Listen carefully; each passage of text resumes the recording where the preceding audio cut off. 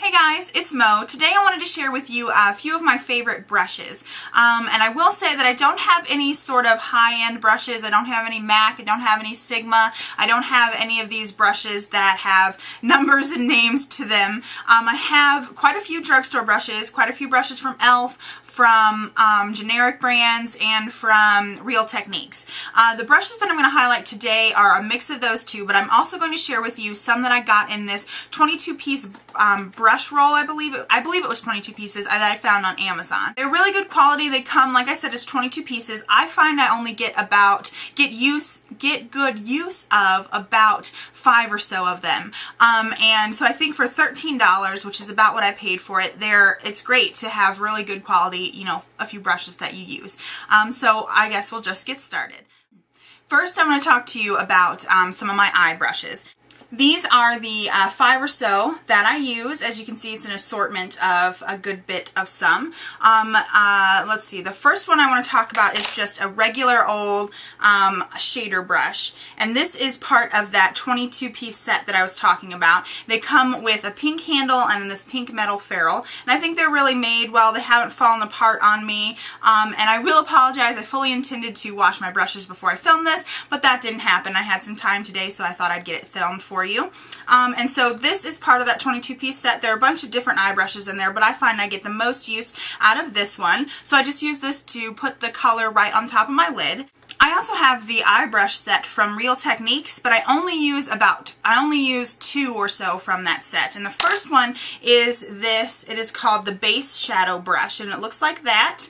I use this for my crease. I like the tapered look of it, and I like turning it on its side and really working the color into the crease. The next brush that I use from that set of Real Techniques brushes is the Deluxe Crease Brush, and it's this one. It's really big and really fluffy, so I don't think it fits really well, you know, to precisely get color where you want it. So I like to use it as a highlight or just to blend out any lines I see after I apply my eyeshadow color.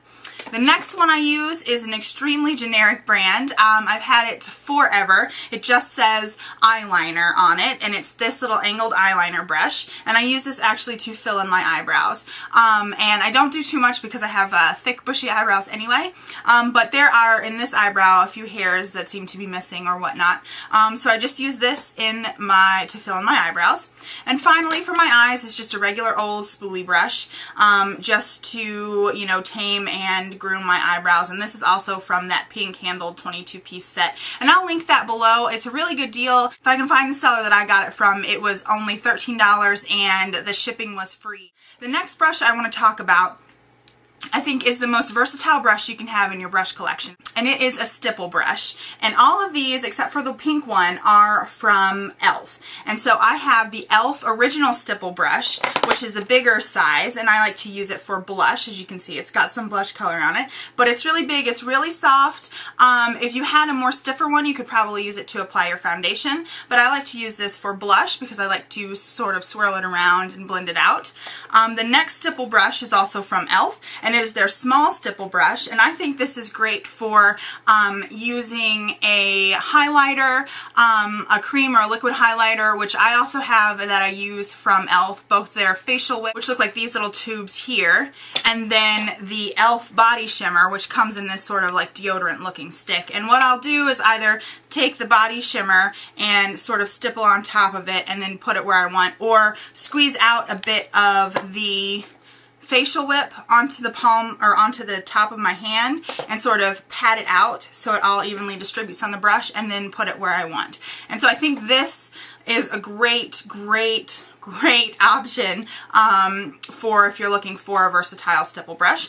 The next one from e.l.f. isn't a stipple brush at all, but it's sort of shaped like one, and it is their powder brush, and it's a flat top here. These are all part of their studio line, so they're all, I believe, $3. But this is a flat top brush. This one is a bit more dense. It's called a powder brush, so you could use it to put your powder on, your setting powder all over your face, or you could use it to put on your foundation. This is a more denser one. To do so, I really only like putting my foundation on with a beauty sponge, so I don't use it for that. But it's another, you know, great, more dense version of a stipple brush. And the first stipple brush I actually ever bought, well, the second stipple brush I actually ever bought, the first one was a Sonia Kashuk one, and I don't like it. I still have it, but I don't like it. The hair's shed everywhere, and it looks like a cat has sat on me. And I didn't like it. So is this one from Real Techniques. And it's in between. It's like a medium size between the e.l.f. stipple brush and the small stipple brush. And so this one is also a bit more dense. So you could use it to apply your foundation. I used to use this in the past until I switched over to a beauty blender type of deal. So I really like this. It's more dense, and it is just called simply the Stippling Brush by Real Techniques. And so that's my other stipple brush. And so I really think that an essential part of any makeup brush collection is a stipple brush. They are so versatile. I love using them for different things. I mean, you can get very creative with using them. So go out and get yourself a stipple brush. I really love it. The 22-piece brush set that I bought off of Amazon unfortunately does not include a stipple brush. There are some really great brushes in there if you're looking to just start out, and so I would really recommend that. And then next we'll move on to face. And like I said, this really isn't a brush, but like I said, I really like to use a beauty sponge. I don't have a beauty blender. I don't really want to pay $28 or so for a beauty blender, but I do have this sort of oblong shaped sponge from, I believe I got it at Walmart. It's a Soho London perhaps brand, and it's really, really flexible. And so I think this is most comparable to a real beauty blender because it's so squishy. And I like the texture of it. I like the points, you know, you can get into under your eyes or wherever you need to be more precise with the application. So I really like that.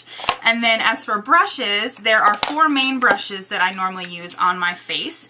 2 of them are Real Techniques, and 2 of them are from that 22-piece brush set. So the first one is an all-over powder brush, and it's by Real Techniques, and it's simply called a powder brush. And it's really big, it's really fluffy, it's great for putting on finishing powder or any sort of all-over-the-face bronzing you want to do. It's just a great, huge brush to sort of give you an all-over, you know, application. Next Real Techniques brush is their blush brush, and I recently got this at Ulta, and I really like it. I like the egg shape of it. I like the sort of duo fiber brush hairs. It's really soft. It doesn't pick up a lot, so you're not going to instantly pack on, you know, a bright bit of color, but it sort of just blends it out. And I really like, you can do like sort of a circular motion. It's so soft to sort of sweep it out, or you can sweep it this way. It's just a really versatile brush. So I really like this for applying blush if I'm not using my e.l.f. Stippling brush. Next is a really big brush, or a brush I think is really big for doing contour, but I still use it because I really like this brush, and it's this one. It's from that 22-piece brush roll that I was talking about, and it's sort of flatter but fluffier at the top, and I really like it for getting into the contour. And then you can also blend it out. I think it gives a great application, a great way to blend it, so I really like that. It's probably a bit too big, but I still like to use it. I still think I like it out of all of the brushes that I have that are smaller and supposed to be used for contouring. So I really like this, and you can see it's really dirty because I've been using it every day. I really like using my e.l.f. blush and bronzer duo in St. Lucia or St. Lucia for a contour. And it's really dark, but now that it's kind of summer, I feel like I can get away with it more. So there's that one. And then the last brush is from that 22-piece brush set as well, and it's a really large fan brush. And I really like using this for my powder highlighters to just put them on my cheekbones or down the middle of my nose or wherever I need it. And this set also came with a really small, it's so flimsy as compared to this one, fan brush. I don't know when I would ever use this. I'm sure you could get some use out of it, but it's not really for me.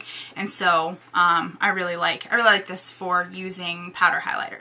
And so there you have it. Those are my top brush favorites, top brush picks. I think each of them serve a purpose, and so I really like when I can find products that do that, that they have, you know, they might not be made for the purpose that you're using them for, but for you, they are serving a specific purpose.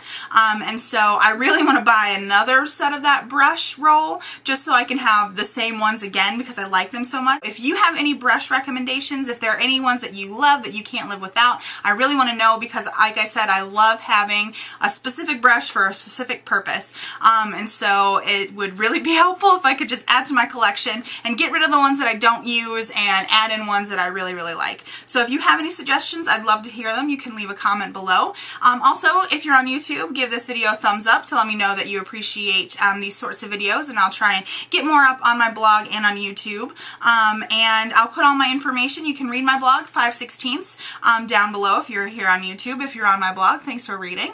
And I will talk to you all later. Thanks so much for watching. Bye.